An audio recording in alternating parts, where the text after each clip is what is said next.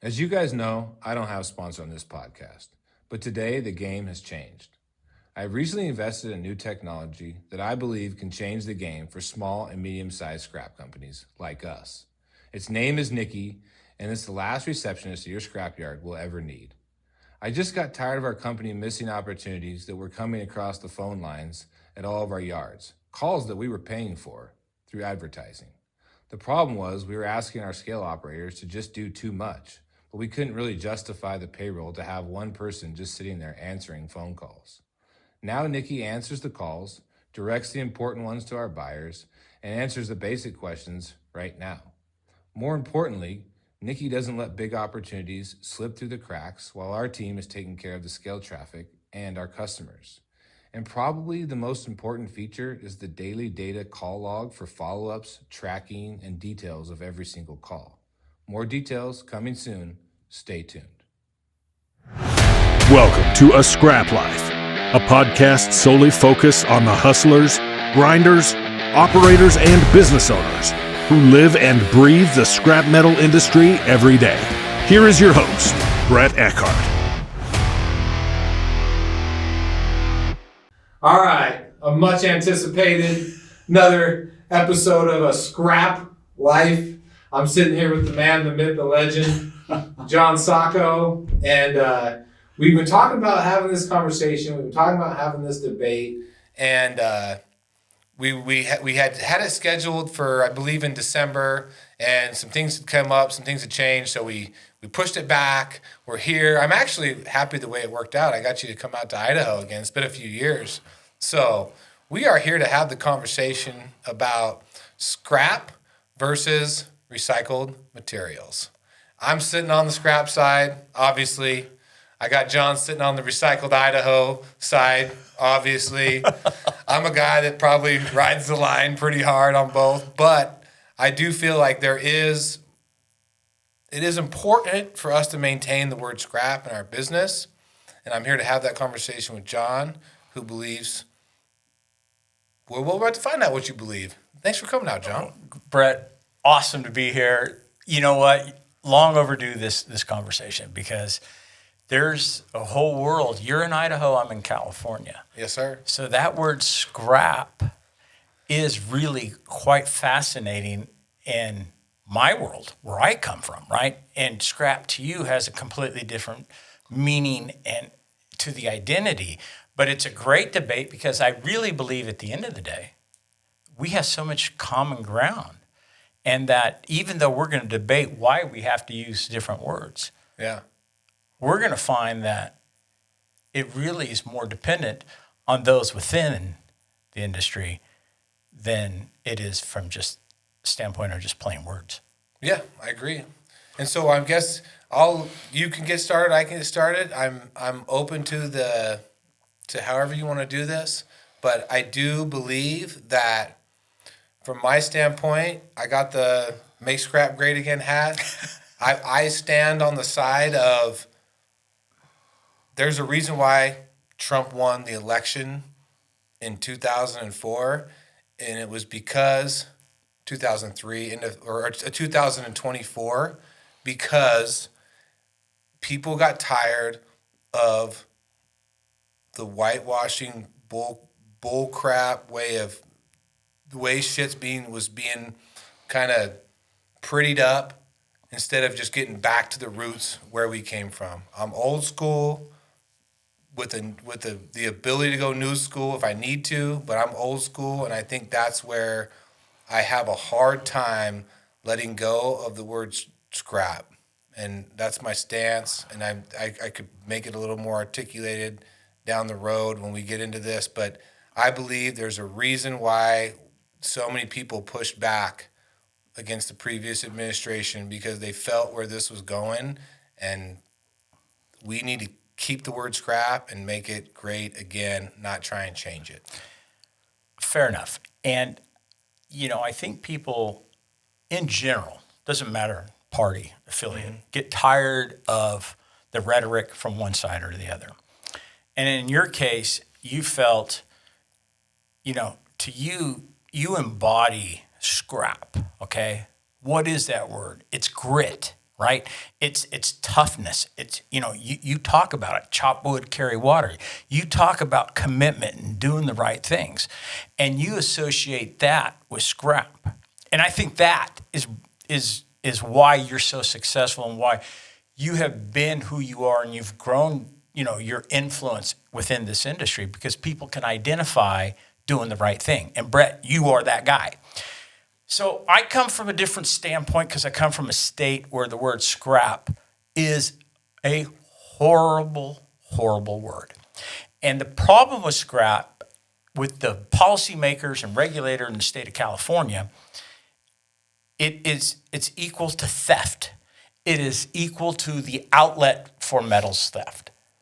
The scrappies, the scrappers, the junk dealers, all these laws in California, the junk dealer's license and this and that, stem from this perception and of the word scrap. Okay, so on a national level, at ISRI, before they changed their name, I was part of the committee that helped steer what we have to do as an industry. And it did come down to some words just don't cut it within policymakers and the regulators, even in Washington, D.C. Even more because of the bureaucracy and the lifers. You try to change the mind of a lifer in Washington, D.C., you're not going to do it. So we got together and said, well, okay, let's change the game on them. We can talk, hey, what's the scrap price? But when you walk in and you say, I'm from the Institute of Scrap Recycling Industries, well, let me tell you where you're wrong right from the get-go. Institute.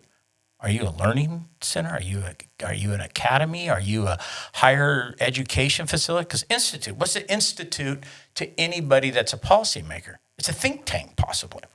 Scrap is ugly. Scrap's trash. Scrap is waste. Scrap recycling. Recycling is technically a horrible word because it is associated with sham recycling. How many people say, the blue bin recycling is bullcrap all the time, right? In industries, okay? Well, none of it flowed, okay? So when you walked into that office, you were met with resistance right away because 3 out of the 4 words in the Institute of Scrap Recycling Industries were deemed not so good. And it didn't flow to who and what we are. So that's where the change came to recycled materials, because recycled, like you have here, the word recycle is a past tense word. That means something has happened. Scrap has come in. Okay? Scrap is the input. And recycled is the output. Materials is output. But in the end is, when I did repurpose, and I think this is probably the greatest reason why all this changing of verbiage matters.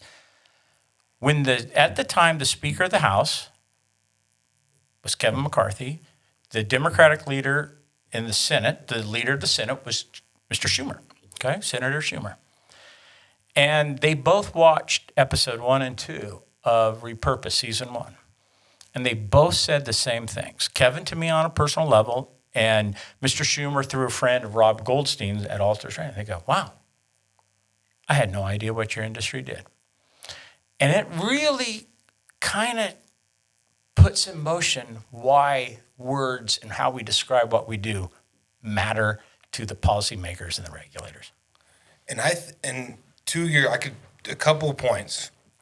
When I think about scrap, I think about value. When I think about recycling or recycled materials, I think about the output. Scrap is a value identifier. We are identifying value within the system, right? So when you hear the word scrap, it's different than hearing the word recycling, which when you hear recycled materials, you're now getting into that camp of the blue bins that you just discussed. Scrap has a different annotation in the fact that it's a value identifier. What we are essentially, if you want to get down to brass tacks, we are urban miners, right? We are looking for value within the system that actually creates revenue for the individuals, for the people, for the businesses that either buy, collect, and organize scrap for what's eventually to be down the road a recycled product, right? We are not recycled materials. We are scrap. We are the input. We are the value. So when you start lumping the word scrap and you try and change that, you now take it downstream to an output material versus an input.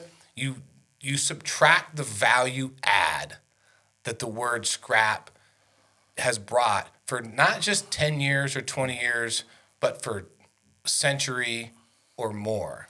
When I sit here and I think about the history of scrap, it's no different than thinking about the history of our country and what put us in the position that we are today, right?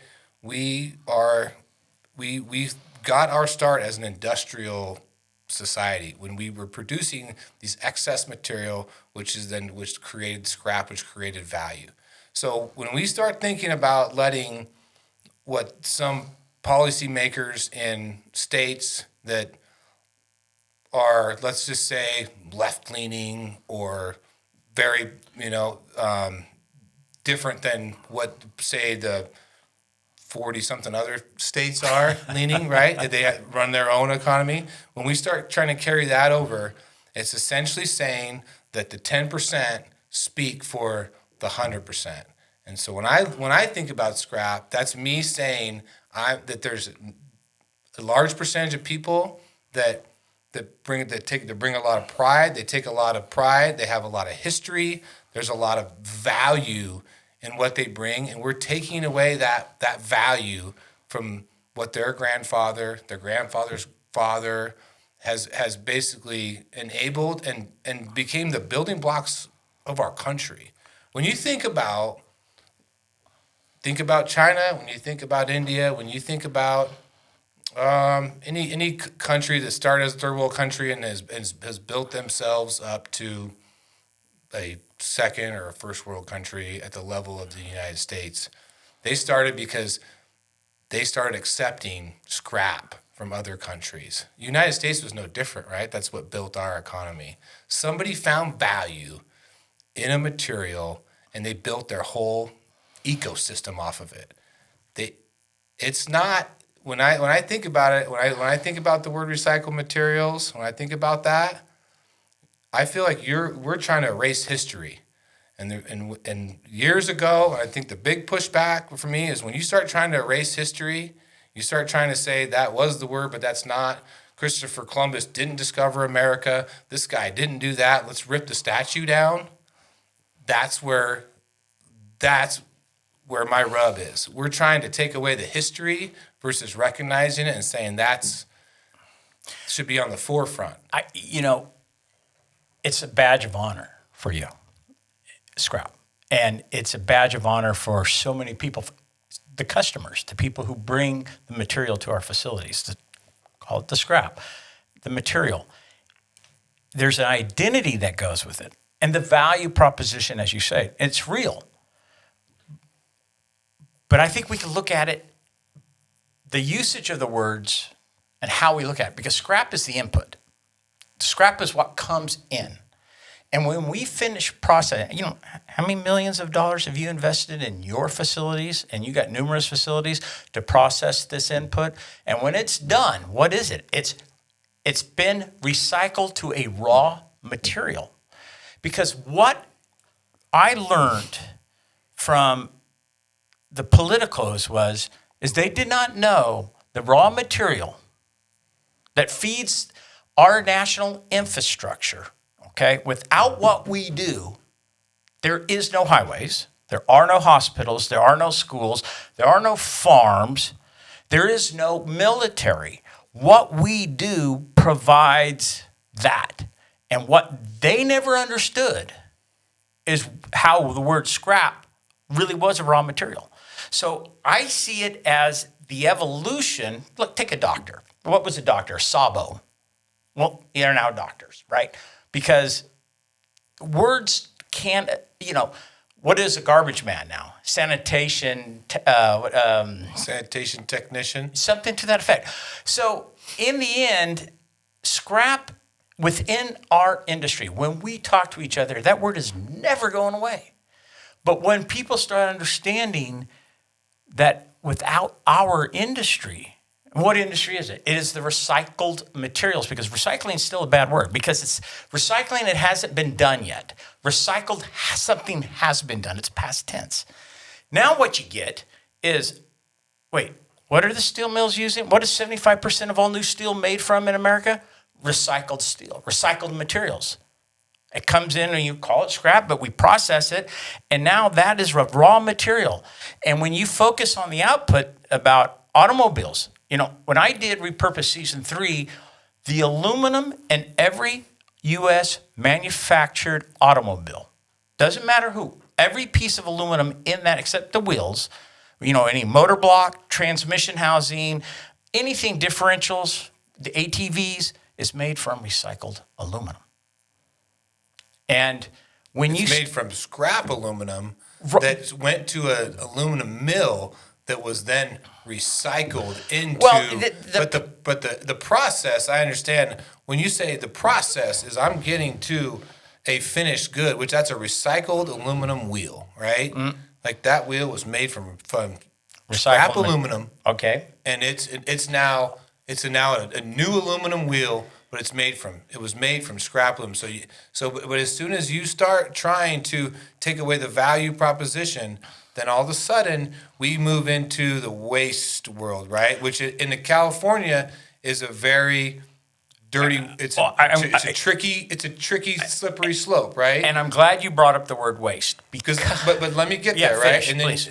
Because when you and I have had this conversation, you're very, very, very tricky or worried about the word waste, because it can be a slippery slope, as in other countries. If you get scrap and it's designated as waste, then all of a sudden now a lot more people have control Absolutely. of your business, right? More government. And so when we say more government hurts our business, but at the same time we're trying to placate the government so that we can get policy and we can have these conversations, in my opinion, you're going the way that they want you to go. Because as soon as you go towards recycling, and as soon as you put it towards the blue bin, and now all of a sudden you took it from scrap value, you took it to recycling or recycled materials, however, you're now going down that blue bin path. And the farther you go down the government path, the farther you go down to inviting regulators into your industry, into your business, finding ways to now get that product and turn it into a waste stream or a recycled stream, where now only one company can bid on all of the material that's in your town or in your city that you're putting in that blue bin, because now it's a recycled material, not a value material that should be yours as a consumer, yours as an operator, yours as a manufacturer. You now have to dedicate that material into the recycling stream. You are playing right into the hand of bigger government, which is, from my standpoint, is the opposite direction of where we need to go as small, medium-sized, large business operators. You start going that direction, the only people that win, which is why I say the only people that really want to support recycled materials are the big ones, the big boys, because now they got a greater control. They have a greater stranglehold on the industry as a whole, which is why your small, medium-sized operators, you have to understand that as soon as you allow your material to be changed from scrap to recycled material, all of a sudden you are now putting yourself in that camp, and you're gonna feel Big Brother's arm on your leg and his hand on your leg squeeze your thigh and say, now you're recycled materials. You're not scrap. Well, okay, fair points, every one of them. And I'm going to take the opposite approach to that, because in California, scrap is waste. Scrap already falls into everything you fear by changing it to recycled materials. In California, scrap is that. Okay, that is, so the value proposition in changing names, is that the slippery slope? Does that make a difference? Europe, scrap is waste. And there's a lot of that. And the problem is because it's the lack of understanding what every little processor every small facility in America that produces, call it scrap, okay, call it recycled cement, doesn't matter. They are the backbone of what drives the U.S. steel, aluminum, copper, stainless, and paper industry. There's no question to it. But when California, when they say if you are a scrap yard, you are not only waste, quote unquote, you are hazardous waste. We got a problem. The word is synonymous in California with hazardous waste. So what we have failed to do, I think, as an industry as a whole, now we got to go back because it was never sexy. We're never been sexy. But if we are the lifeblood to mills, if what we do is the lifeblood, and keep your hands out of what we do, because our materials was never going to the landfill. There's not a piece of copper or aluminum that you buy in this facility that you have in your chopping line was ever going to end up in a landfill. Why? Because people know the value. It's like the analogy I use with gold. You know, my gold ring, and I always say this about gold: is gold waste? Everybody says no. Why? Because it has value. So does scrap. Okay, so does recycled steel, aluminum, and so forth. And what we have failed to, why is aluminum can recycling rate in America only in the 40 percentile? Where in Japan it's 100%. It's because the blue bin, in my opinion. The blue bin has devalued it as a commodity. The blue bin is what we need to teach our kids. Doesn't bring value. That can needs to be brought down to a facility, a United Metals facility, because that is where value can be exchanged. So what do they call the blue bin? The blue bin is something But that's the recycle bin. It is the recycle bin. If you call your local municipality and say, I need a trash bin, and they'll say, and you need a recycle bin, right? So what they want you to put in there, they want you to put those scrap aluminum cans in there, right? Because that's the recycle bin. But it's still associated. It's its kissing cousin or brother and sister, because when you go out at the end of the day, you put your trash bin out and you put your blue bin. It's still, to the local mindset, it's still trash. The blue bin is a feel-good story, and I think it's bullcrap. And I mention it in my thing. You know, people do not understand.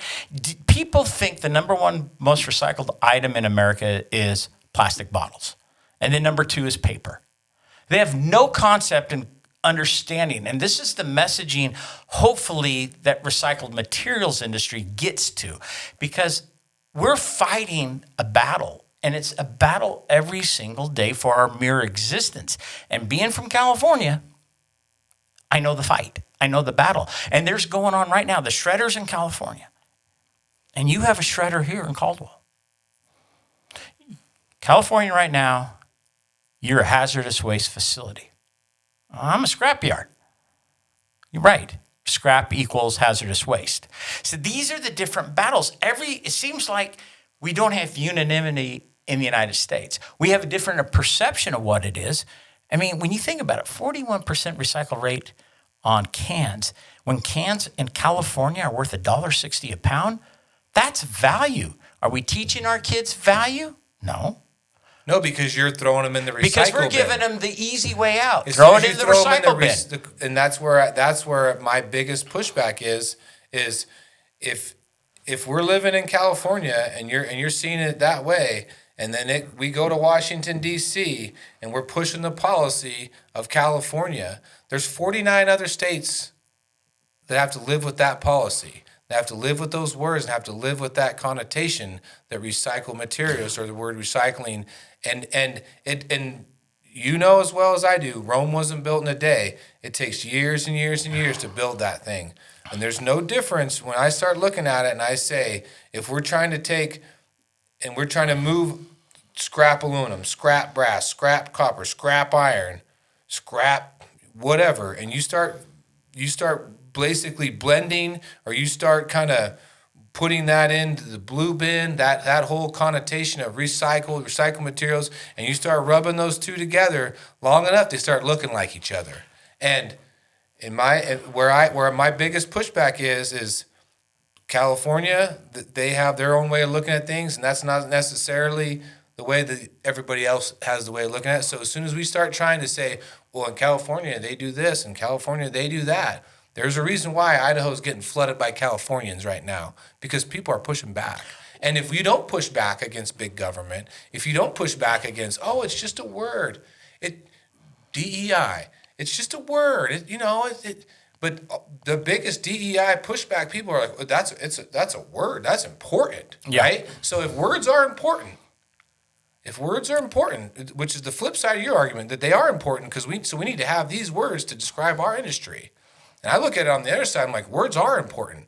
But as soon as we start trying to change the words in our industry to placate the few in California or the few in Washington, D.C., all we are doing is playing into the government's hand, that heavy hand that's in our business, that's in our shit every single day, fucking regulating us and pushing that envelope. Then you're inviting big government into your business. Not saying, hey, we aren't that. We're not Blue Bin. Like we're part of the economy.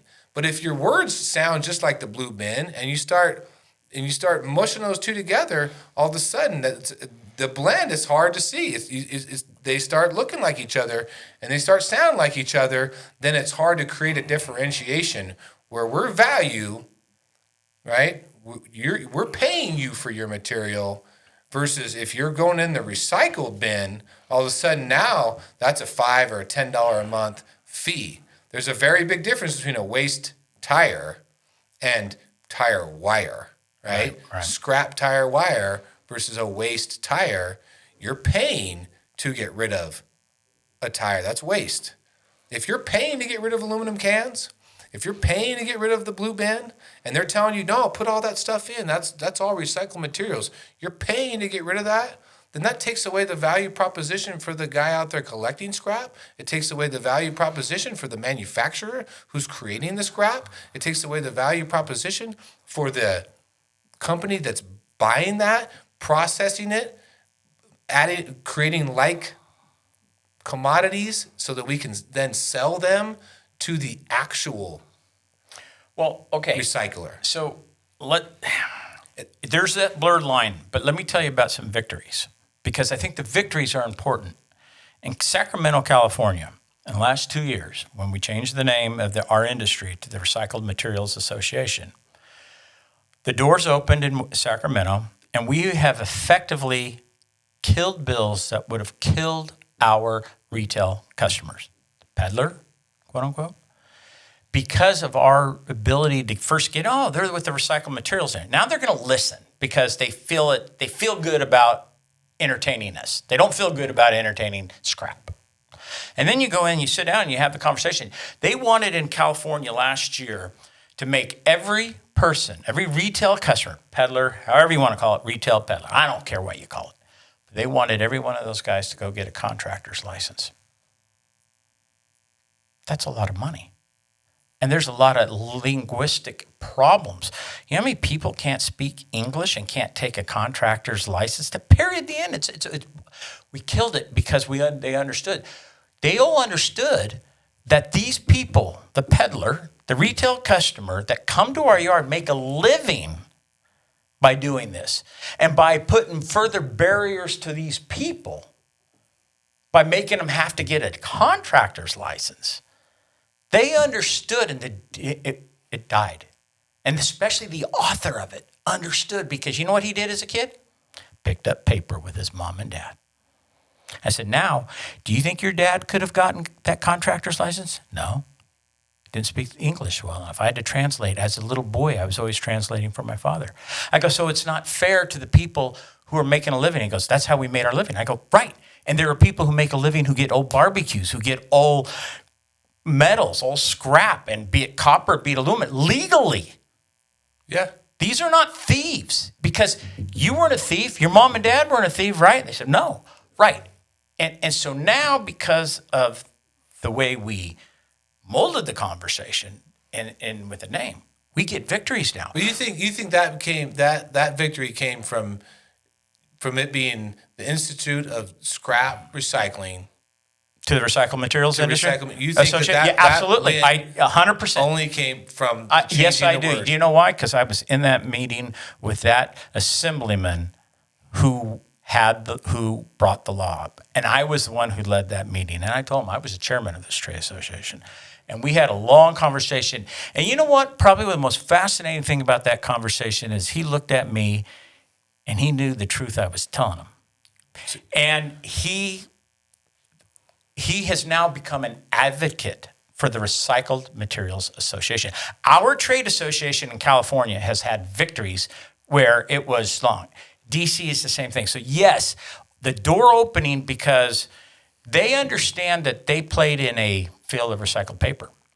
And you tell them, I go, do you realize you can't live your life without recycled paper? Touch something today. Any piece of paper. The only thing that really is made of white is your paper towels and your toilet paper and some cosmetic goods are virgin. But most paper is from recycled paper in America, all your Amazon packages. And when you start telling them this and you say, look, this industry is the one collecting it. This is the industry that brings it in. Call it scrap. That's what we talk about in our facilities to the people who've been coming to our yards for 30, 40 years. Look at your mom and dad. What they call them? Junkeros is what they used to call them in L.A. It's South Central L.A., Junkeros, okay? Because they were the junk guys. So, yes, unequivocally, I could stay here and without any doubt tell you the name changed has created the ability to walk indoors, sit down, and have conversations. Okay, Whereas, so do you know who Floyd Mayweather is? Yeah. Boxer? Sure. What's he known for? His fighting. He's a defensive fighter, right? Right. Muhammad Ali, like what was Float like a butterfly, sting like a bee. And you know what he did? You know what he's Rope-a-dope. one of the most. He's a rope-a-dope, right? So when you're rope-a-dope or you're a defensive fighter, what do? You let the guy get a couple wins, right? You let him get a couple shots in on you, right? That's what you do. You let him gas him out. You get it. They get a couple shots. They're turning the fight, and then what do? They rope you in. They get you tight. You feel like you really got them this time, and then what do? They hit you with the fucking knockout. They hit you with the knockout shot, or they take you the distance. Go ahead. To that point, like if they don't give you a couple small victories, like a contractor license or whatever, like they have to give you a couple victories because they're coming for the knockout shot. And as soon as you blur the line enough, and as soon as you let the value proposition go away, that comes the knockout shot. It's the same thing that happened with the trucking industry when they put in all the tracking your hours and tracking all that. Because the only people that really win on that is the big boys because they can put all that equipment in. They win. They control the narrative. So the small guys fought it. They did the best they could because it didn't. But once they got that in, how many trucking companies just absolutely the medium, the large guys just took the market. It put a lot of owner operators out, and it's the same concept. And I've seen this rodeo before. They got to let you get a couple shots in. They're going to let you. I would say it's a little different. If you're not invited to the dance, you have no chance of dancing. And the name changed, got us invited to the dance. You know how you get invited to the dance? You pay the lobbyist. The lobbyist is now we're hold. Yeah, let me just say one thing before you go on. Yeah. I want to hear this. Now, this is another discussion we can get into, and probably the biggest issue as an industry-wide problem. Now, get into it because I know this from being where I was in my position as a chairman of a trade association. Go. In my opinion, the way you get into the dance, there's either two ways. You're either a really good dancer, you're really good looking, and they invite you, or you pay the person to work in the back door, right? That's how you get in the dance, right? What you do once you're in the dance, that's on you. But there's three ways to get in that dance, and in any industry, especially the bigger the industry. The bigger the problem, the bigger the opportunity, which to me, problems and opportunities, it's the same thing, right? You got to pay the lobbyist, right? And whoever can pay the lobbyist the most wins. And in my opinion, or at least you get the opportunity to show how good of a dancer you are, right? according to, You're to not what wrong. You're saying. I hear what you're saying. From my standpoint, it's not a change the name. It's not a change the history of what we've done to create this opportunity for ourselves and our families and generations before us. As soon as we start doing that, then we are changing the history of the industry in order to placate the few or to placate the people that are the quote unquote gatekeepers that eventually the same people that let you get a couple shots in, the same people that let you feel like you're winning, will then be able to rope-a-dope you in to the conversation so you can feel like you're dancing. All right. I hear you. But enhancing what we do doesn't hurt. And the issue about lobbyists, it comes down to the politicians, right? If you are a Republican and you will never give a dime to a Democrat, and Democrats are in control, you have no say. And it's true, if you're a Democrat, you don't give money to the Republicans. That is one of the biggest challenges the PAC at REMA has, the Political Action Committee, where money needs to flow to both parties because you are just one election away from being irrelevant. You may be winning today because it's your party that's in, but that's going to change. In history, look at it. It changes. People get tired of one way. People got tired of Bill Clinton. We had George W. Bush. People got tired of George W. Bush. We had Obama for 8 years. And then Way too long. And then, but my point, I don't want to. I want to play the realistic aspect of this. The fact is our industry doesn't give to both sides enough. The players, the individual players, and their personal political beliefs does not translate very well to fundraising for the opposite party, because that opposite party is going to be in control at some point. It just, look how many times this is going to go back and forth. And the House of Representatives is Republican by a narrow margin right now. Next election, with all these redistricting, may go Democrat. So how much has the Republicans in our industry given to a potential Democrat? And vice versa. How many Democrats, when they had the House last under Nancy Pelosi, gave to Republicans so they can come in and have a conversation? And that's the problem is the PAC as a trade association, which is in essence the lobbying firm is in some respect of our industry. It's not all it does. It doesn't have the money to play. And Brett, you are 100%. This is where you are so spot on. You got to pay to play the game. American politics, it costs money. Yeah. And there's always, it doesn't matter what party wins. There's going to be winners industrial-wise and losers. It doesn't matter. Every party, there's winners on the Republican side and there's winners on the Democrat side. What's hard to get is those companies that are in the middle who actually have given to both sides, so when power changes, they are not legislated or regulated out. Which is 100%, I appreciate you making my point, which is why we can't change the name of an industry.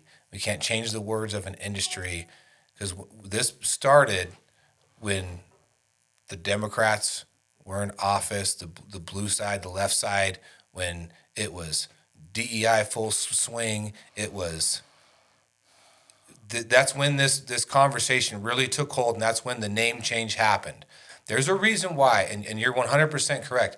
It can be Department of Defense one year, and then it can be Department of War the next. That's right. And so as soon as we change the words to start sufficing the California legislature or the Washington, D.C., the people that are in power today, then we are allowing that line to be blurred, and it won't be long, and then they'll sucker you in for the knockout punch. And as soon as they sucker you in for the knockout punch, because you tried to play the game, you tried to play that side of the fence, then you got someone to come in and say, if the Department of War never stands up and says, We are not the Department of Defense. We play offense. Recycled materials is defense. Every one of us has built our business on playing, that's built it of any size. Go ask your buddy George Adams.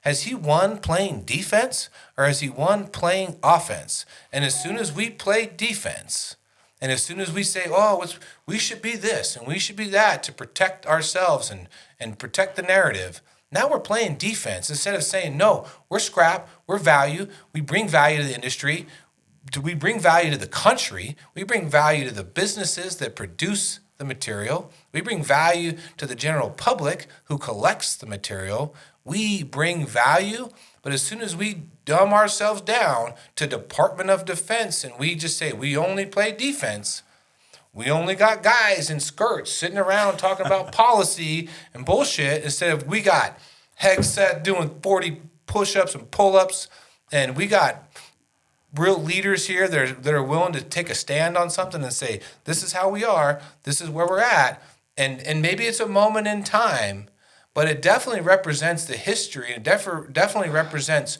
us playing offense, which is what got us to all of our businesses to the point that we are today.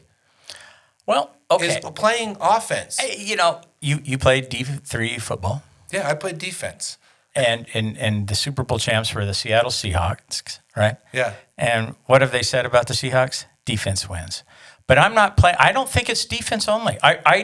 Look, I truly believe, like you believe, I don't believe we're just playing defense with the word changes. I believe we are now going on the offense of telling the world and telling it the value of who we are is undeniable, because now, by going on the offense with the word change, I see it as offense, because it's now changing the way they have to defend. How do you so they now, you can't defend regulation that's going to hurt the U.S. steel industry, that hurts the healthcare industry. Well, what do you mean by that? Well, you build a hospital without recycled steel. Well, you get rebar. In America, what is rebar made from? 100% recycled steel. So you can't even start a hospital. Healthcare in America dies without our industry. So it's offensive. It goes on the offense. Education. And I think you can state that same thing. You could say, how is a hospital made? How is rebar made? And like, it comes from scrap metal. Like, this hospital came, the rebar underneath this hospital came from scrap metal that was then sent to a steel mill, which made rebar, right? But if we say this hospital came from recycled materials that went to a steel mill and they recycled it and made rebar, then I feel like you are then taking away the value that scrap brings, that manufacturers bring, and you're taking that away and you're blending that into, someday they're just going to call that waste, and they're just going to say that's part of the waste stream. We should automatically get to collect that. Why? Because they don't perceive value in scrap. We see it inside our industry, inside the room, right? Inside the ring, which we play in, like you play in every single day, Brett. You trade. Here we are. We're going into April. You're going to have a new iron market. Every day there's a new copper market, right? And because the word scrap, and it's just more in California, you should see New Jersey, you should see New York, you should see, in the city of Detroit, Michigan, very blue. My friend, Bill Sulak, had the city council, and they were ready to bring the hammer because you junk dealers, you scrap dealers. Bill, using a video that was part of Repurposed, was able to educate them on what it is we do, and the industry that was supported in Michigan, from the foundries to the mills, by our industry. They got out, they were going to tax the revenue of every scrapyard, recycled materials facility, in the city of Detroit at a rate that's just ridiculous. They were going to tax the revenue, not the profit, not the earnings. And because of the language change, and because those are victories, those are wins. Now, are they coming for the knockout blow? Brad, absolutely, they maybe are. When I'm 100 years old and you're 80 something years old, we can have this debate again, and we'll be able to look at each other and say, who won? I see victories. I see it as being on offense. I understand your point, and I think ultimately, but let's go back to something you said, because I think the value of our industry gets stronger as a whole when we have to reach in our pockets and let everybody know what we're doing. You are a leader. You are a voice, all right? There's not many Brett Eckharts out there. I have been a voice. I put out 100 podcasts myself, 3 seasons, Sierra, we financed our own three seasons of repurposed, okay? Not recycled, repurposed. And it has brought wins for our industry. So that's why I believe the offense of the language opens up the minds. And I get it. You do not want to be told what to say about what it is you do. And you feel like you're being told. Yep. And I don't want you to feel that way. I want you to see scrap as part of our lexicon of what it is. But in the end, when you step out of the roar and you go in there, go, look, I'm a scrap guy. But what's scrap? Okay, but in California, you walk in there and you go, I'm a scrap guy. They're going to go, you're a thief. You're a polluter. You are, and this is and the same is going to hold true for New Jersey, and it's going to hold true for like Connecticut, Massachusetts, and those areas. That's why the change. Nobody likes change, right? I call it adjustments. We're adjusting the narrative of our industry. We buy scrap, we process it, and we turn it into recycled materials that becomes the raw material. See, the key is it's the raw materials to make new product. To me, is the most valuable words, raw materials, because you cannot, and we're saving and then you get into, well, how's it raw material? Can't you get aluminum bauxite from that? Yeah. But what are you doing to destroy land? Do you know that recycled materials, and you launch into the savings of the CO2 emissions, take aluminum, 95% energy reduction, 95% less CO2 emissions from recycled aluminum. Man, I can get behind the recycled materials industry. But the scrap doesn't lend to that. The word scrap doesn't lend for the future of making. Now, is it the knockout blows coming? Is it the rope-a-dope being played on us? If that's the case, I will come back here and admit I am 100% wrong. I don't have a problem saying when I'm wrong. What's the downfall of any great country? Like, when the few start telling the many how to think, how to act, how to do, right? Yeah, and whether that's policies coming out of one state and trying to work their way through the whole country. But I think the biggest pushback that I see the people I talk to when it comes to scrap versus recycled materials is you have small, medium-sized business owners, which really represent probably 70-ish% of the industry, right? Yeah. You have these small, medium-sized operators. And so when you let the 20% can dictate the words, the actions, the quote-unquote value proposition of the industry, and you let that happen, then it's the same thing. You're taking a great industry that's built America. You said it, and I've said it, and that's one thing we definitely agree on. Our industry built this country. Without a doubt. We are a big part of that. And as soon as we allow the 10% or the 20% to decide what the 70%, the 80%, whatever, how we want to operate, how we want to dictate, and the history of our industry, and we start allowing that to happen, we now blur the whole situation. And if we do that, and then we go down that road of we have to allow these politicians, we have to allow the state of California, we have to allow Washington, D.C., we're letting them decide our fate. Well, there's so much on that, Doug. And we feel that changing the word, I've always loved the Repurpose series because it's repurposed. You took something and you basically allowed that material, right? You gave it another life.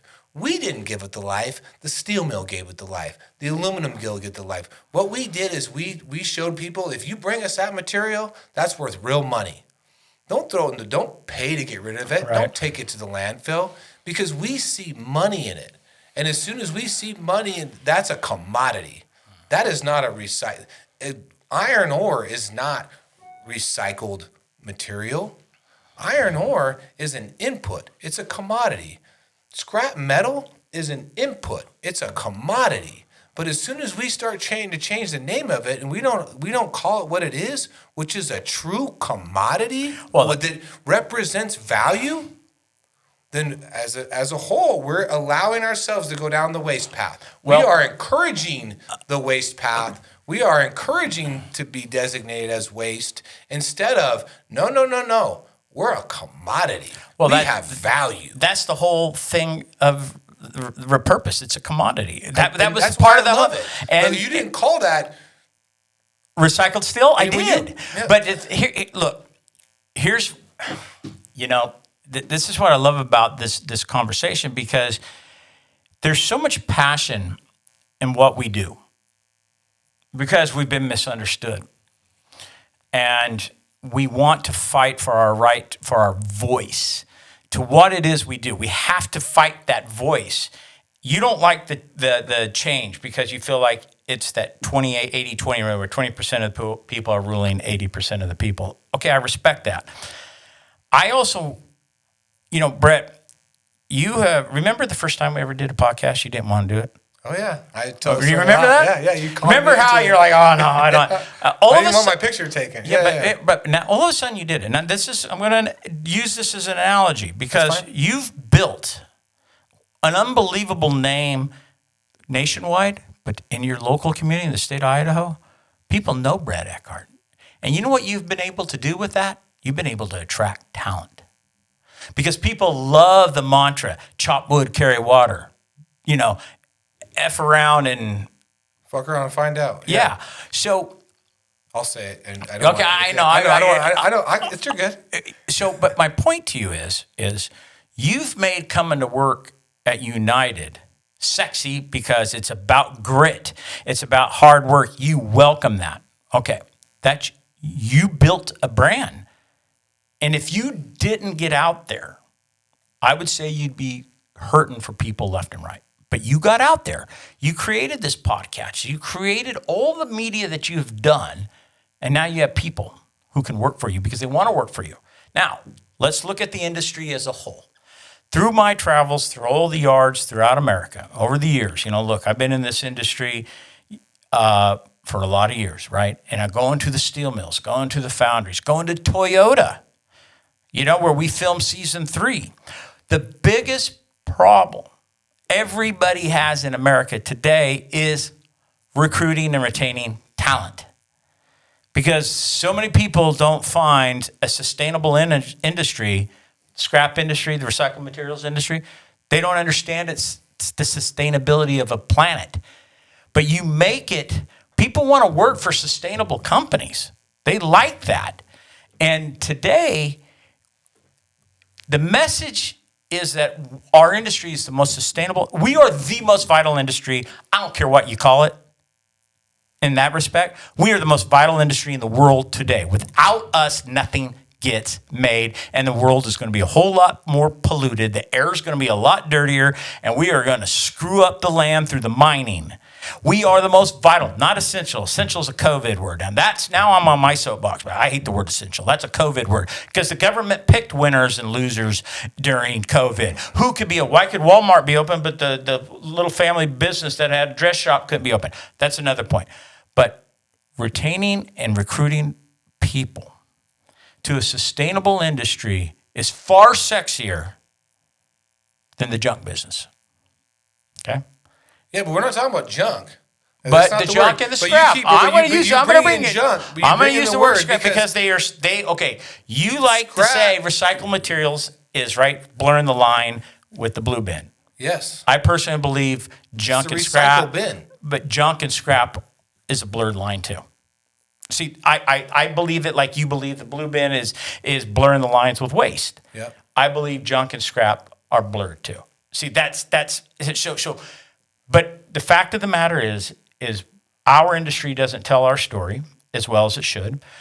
we don't, as individual companies on a greater level, do what Brett Eckhart's doing and getting out there and talk about chopping wood and carrying water and working hard and being gritty and doing the right thing.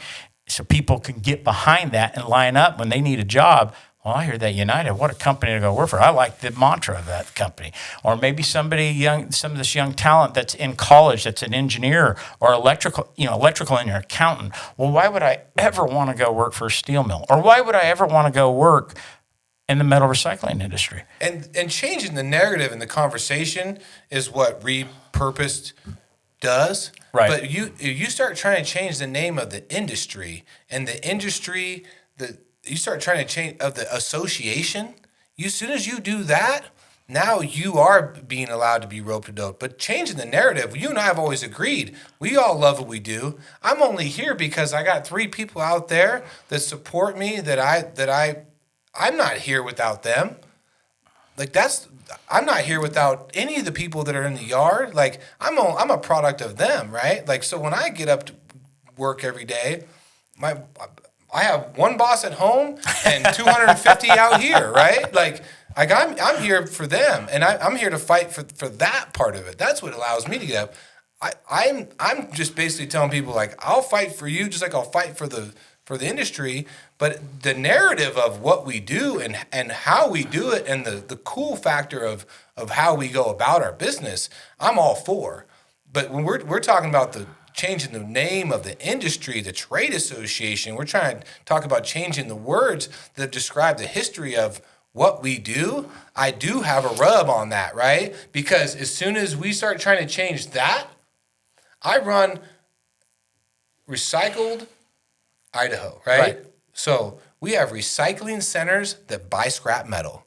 Like, yeah, it's a recycling center, but guess what it buys? It buys scrap metal, and it buys commodities. If it was a true recycling center that was just bins out there and you put your stuff in, you pay to get rid of it, that's waste. So what was the predecessor to ISRI? You tell me. I'm not steeped in the history of that. SNARI, and the other association was called ISIS. If we never changed the name from ISIS, hello, Mr. Senator, I'm from ISIS. Where would that have gotten us? So, look. But someday, REMA might sound weird, right? And I hope they change. And someday, like, that could be like, whoa, wait a second, we're not Department of Defense, we're Department of War. Like, we're not afraid to go to war, right? And I think that the name has a certain connotation, and I think if you allow that to happen, you start changing the names of Air Force bases and bases. You start changing the names of things. You're discounting the history, and I believe there's in our country, in what we do, there's an importance in the history of where we came from and what we're about. But if we try and change the name to placate the few, or to placate the East and the Coast and the West Coast and the politicians, we're allowing the discount of our industry as a whole and what got us here in the first place. And that's my rub. Look, and I respect that, because it is how you identify with your grandfather, your grandmother, your mother, your father, the team that they were. There's nothing wrong with that. Enhancing what we do and describing it a little different. And like I said, we're going to come back. We're going to know in a few years if we've been rope-a-doped. And like I say, if we've been rope-a-doped, I'll be the first one to stand up and say, that was a mistake and I was wrong. I think what I have seen in this short period of time, I'm optimistic. Look, I'm a realist. I am not an optimist. I'm not a pessimist. I'm a realist. Now, the optimist, the glass is half full. The pessimist is half empty. The realist says, it's half capacity. So the reality is, I'm seeing some good things come. And I'm seeing some people understand better what we do because of it.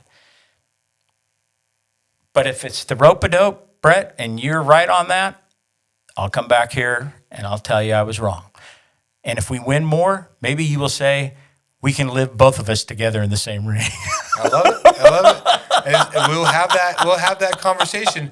Just be wary. All I'm saying is you start letting the guy get a couple victories. You feel like they got a couple punches off. You feel pretty good about yourself. Just know it's a slippery slope. Know where this thing goes. And in any industry, and that, whether it's scrap, whether it's building bicycles, the more you let the government in your business, the more you allow that to happen, the more you try and placate them and allow them to change the name and change what you do, you are inviting the wolf into the sheep pen.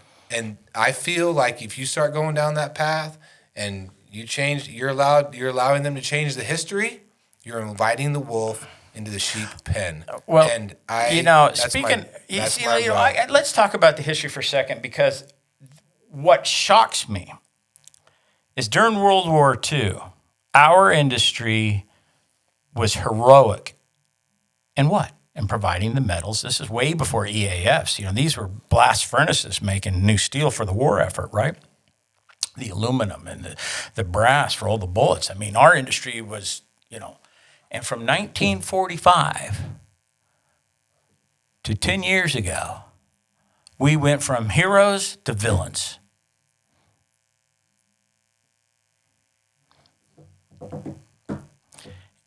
And why? And why? Because we stuck our heads in the sand as an industry. We've changed from junk to scrap, and we didn't evolve. We didn't evolve our narrative. And we thought by hiding our heads in the sand, I firmly believe this, that we wouldn't be noticed. Well, unfortunately, they noticed us, and that they are those in the regulation departments. Stormwater prevention plans that everybody has to have, because the water boards, the air pollution control boards, and all these different bureaucratic agencies. And because we hid for so long,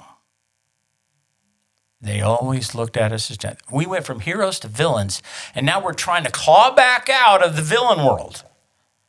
Now, will this change be successful or will it not? It always remains to be seen.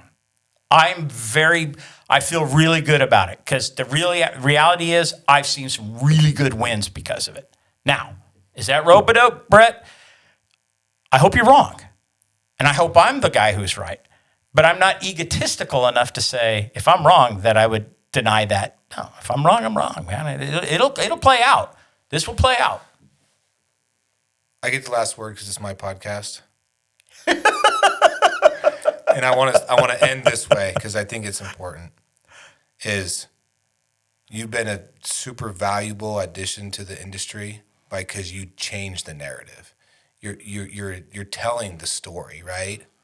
And what I want to make sure of is, for the people that haven't watched Repurpose, go watch it. If the people that have watched it 10 times, it's worth watching again. But we agree on that the narrative needs to be told. But I am a big believer in the words matter. And I'm a big believer in retaining our independence as an industry and not going down the heavy-handed government path and allowing them inside of our businesses any more than they already are. So my kids the other day asked me, we were sitting at the dinner table, and they said, "Dad, would you rather be famous and kind of rich, or would you rather just be rich and nobody know who you are?" I said, "I'd rather be rich and nobody know who I am." Because with fame and with that comes a lot of headaches, and it comes with a lot of stuff that's just, and I think if you try and put yourself in the dance and you try and make your industry well known and you try and play that card, just know that it comes with its own set of headaches. So there's something okay with kind of being in the background and kind of just knowing what you're good at and kind of just getting up and going to work every day and being really good at it, and not a lot of people knowing what you are and what you're about.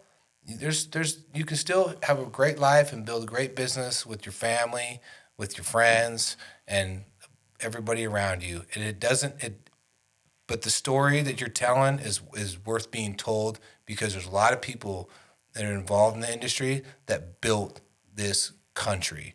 And it's just as important for us to continue to be steadfast in who we allow into it and who we allow to have any control over it, because it's full of good operators, and the voice is important, the narrative is important, but words matter. And I'll leave it at that. And I think you would say words matter both ways. Absolutely. Thank you for letting me sir. come on your show, my friend. Appreciate you. Awesome. Yep. Thanks, buddy.